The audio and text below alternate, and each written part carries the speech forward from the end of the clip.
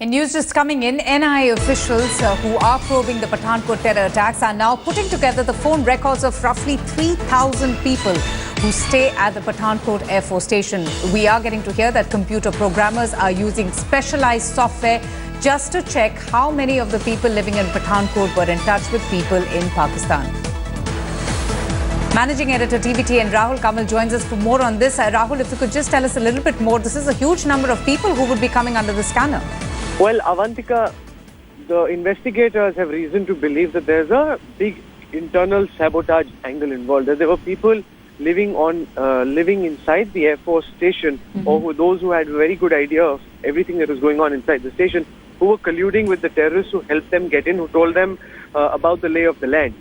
In the questioning that they did with some of the people who were suspected, they ran into a wall because the suspects naturally denied any link with the terrorists. So what they've done now is they've brought in expert programmers who have very specialized software.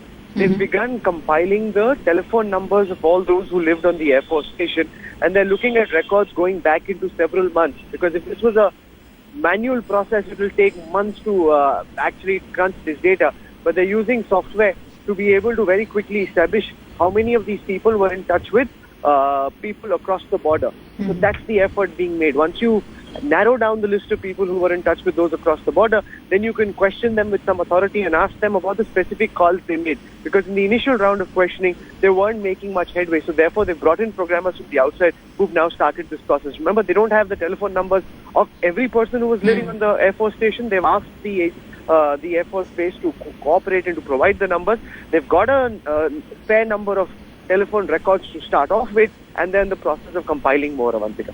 All right, Rahul, thank you so much for getting us all that information. The investigations being carried out against terrorist elements reportedly linked to the Pathankot incident, unquote. Pakistan says, based on the initial investigations in Pakistan and the information provided, several individuals belong